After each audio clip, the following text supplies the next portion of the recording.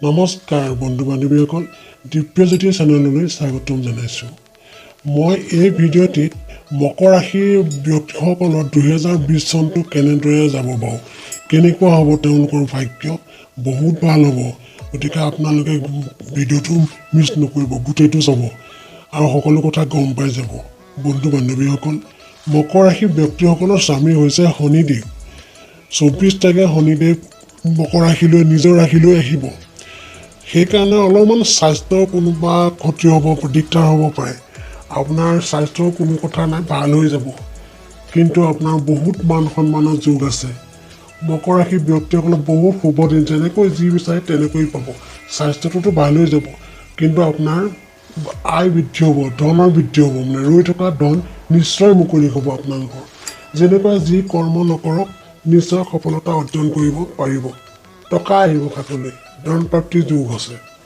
শনি শুক্ৰ আৰু মঙ্গল এই তিনিটা গ্ৰহে আপোনাৰ কাৰণে খুব শুভ খুব ভাগ্যশালী গ্ৰহ বছৰৰ আৰম্ভণিতে মঙ্গলে আপোনাক ৰাহু চক্ৰ একাদশ স্থানত থাকি মানে লাভৰ স্থানত থাকি একদম ফেব্ৰুৱাৰীলৈকে থাকিব আৰু আপোনাক বহুতো শুভ ফল দিব বহু আৰম্ভণি লাভৰ ফালৰ পৰা আপোনাৰ বহুত শুভ একাদশ স্থানত গোচৰৰ ভিতৰত মঙ্গলৰ বহুত শুভ ফল সুন্দৰ ফল দিয়ে কিয়নো ই সুসম্ভোগ স্বামী আৰু লাভৰ স্বামী সুসম্ভোগৰ স্বামী যদি মাটি বাৰী ঘৰ দুৱাৰ আদি কিনিব বিচাৰে কোনো বাধা বিঘিনি নাপায় খুব সুন্দৰভাৱে কিনিব পাৰিব লাভ কৰিব আপুনি নতুন ব্যৱসায় আৰম্ভ কৰিব পাৰিব শুভ ফল পাব কোনো অনিষ্ট নহয় ইতিমধ্যে যি কাম কৰি আছে তাতো বহুত উন্নতি কৰিব পাৰিব চাকৰি যদি বিচাৰে নিশ্চয় এইখিনি সময় চাকৰি পাব চাকৰি লাভ যোগ আছে আকৌ বিজনেছৰ ক্ষেত্ৰতো পাব আকৌ চাকৰি কৰি থকাসকলে পদোন্নতিও হ'ব পাৰে গতিকে বৰ ধুনীয়া দিন আহিছে ফেব্ৰুৱাৰীলৈকে আপোনালোকে এইখিনি কাম ধুনীয়া পিছতো বেয়া নহয় ভাল ফলেই দিব খুব ভাল ফলেই দিব আপোনাৰ গোটেই বছৰটোৱে ভাল খুব ভাল ৰাজযোগ বনিব বহুত ভাল সময় আপোনাৰ কাৰণে আহিছে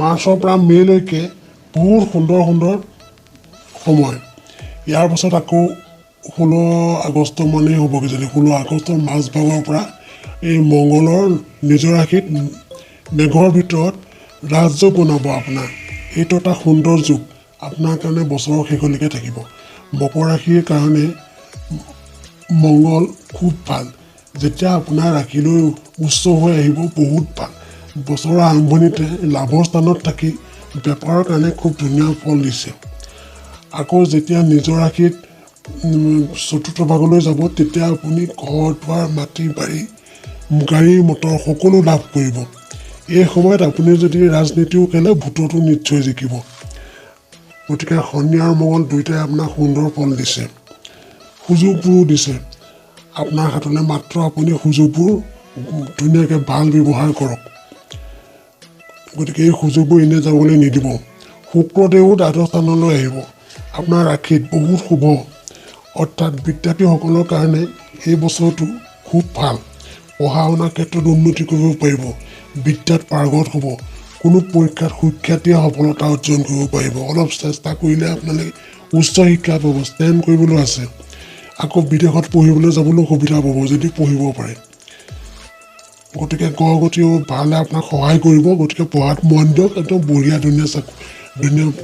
ধুনীয়াকৈ পাছ কৰিব পাৰিব আকৌ চাকৰিৰ ক্ষেত্ৰতো নিবনুৱাসকলে চাকৰি প্ৰাপ্তিৰ যোগ আছে অলপ এইবোৰ ফৰ্ম চৰ্ম ফিল আপ কৰি দিয়ক এতিয়া চৰকাৰেও সুবিধা দিছে খুব চাকৰি নিশ্চয় পাব আকৌ শুক্ৰ যেতিয়া মিথুন ৰাশিলৈ যাব বিবাহৰ কাৰণে খুব ভাল প্ৰেম প্ৰণয়ৰ ক্ষেত্ৰত আগতকৈ মানে শুভ ফল পাব আপুনি আপোনাৰ নৱেম্বৰৰ মাজভাগৰ পৰা বছৰৰ শেষলৈকে খুব ভাল মাৰ্চৰ পৰাও আগষ্টলৈকে ভাল আছিল কিন্তু সেই লাষ্টৰ সময়খিনিও খুব ভাল আৰু এই সময়ছোৱাত আপোনাৰ ভাগ্যই সলনি হৈ যাব পিছৰ সময়ছোৱাত আপোনাৰ মানে যি কৰিম বুলি কয় তাকেই কৰিব পাৰিব একদম ডিচেম্বৰলৈকে সেই বছৰ শেষলৈকে থাকিব শনিয়েও এটা ৰাজযোগ বনাই দিছে আপোনাৰ বৰ ধুনীয়া ৰাজযোগ বনাইছে এই আপোনাৰ এই গোটেই বছৰটোৱে খুব ভাল মকৰ ৰাশিৰ ব্যক্তিসকল বহুত ভাগ্যশালী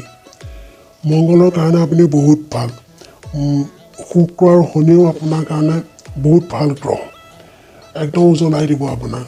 বিদ্যাৰ্থীসকলে বা নিবনুৱাসকলে সকলোৱে শুভ ফল পাব। চাকৰিয়ালসকলেও পদোন্নতি পাব। প্ৰেম প্ৰণয়ৰ ক্ষেত্ৰত যে আপোনাৰ খুব ভাল, লাভ কৰিব পাৰিব। সূৰ্যদেৱে আপোনাৰ স্বাস্থ্যৰ কাৰণে অকণমান হানি কৰিব সূৰ্যৰ কাৰণে। এই পিছলৈ আপোনাৰ চিন্তা নাই, সেইটো এপ্ৰিলত উচ্চত হ'ব। কিন্তু এপ্ৰিলৰ পৰা আকৌ আপোনাৰ এই সময়ছোৱা বহুত মান সন্মান পোৱা যোগ আছে আপোনাৰ।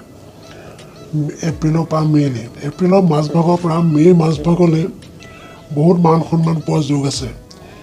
আনন্দ সুখময় আপুনি সকলো পাব। ৰাজনীতিৰ নেতাসকলে বহুতো মান সন্মান পাব। আগষ্টৰ মাজভাগৰ পৰা ছেপ্টেম্বৰৰ মাজভাগলৈ নিজৰ ৰাশিত থাকিব। আয়ুৰ স্বামী যেতিয়া উচ্চ হ'ব, তেতিয়া আকৌ ঠিক হৈ যাব। আকৌ যেতিয়া নিজ হয়, তেতিয়া স্বাস্থ্যৰ হানি হয়। গতিকে স্বাস্থ্যৰ ক্ষেত্ৰত আপুনি অকণমান সাৱধান হ'ব বছৰটো। এই এনেকুৱা স্বাস্থ্য বেয়া বেৰি হৈয়ে থাকে, এইবোৰ ভাল হৈ যাব। নিজৰ ওপৰতো কথা আছে, যি পাই থাকে নাখাব, য'ত ত'ত তিথি নকৰিব, ভাল হৈ থাকিব।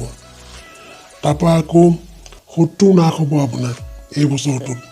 নাশ হোৱা আপোনাক শত্ৰুৱে দিগদাৰ কৰি সৃষ্টি, এই সিহঁতৰ পৰিকল্পনাবিলাক সফল হ'বলৈ নিদিয়ে।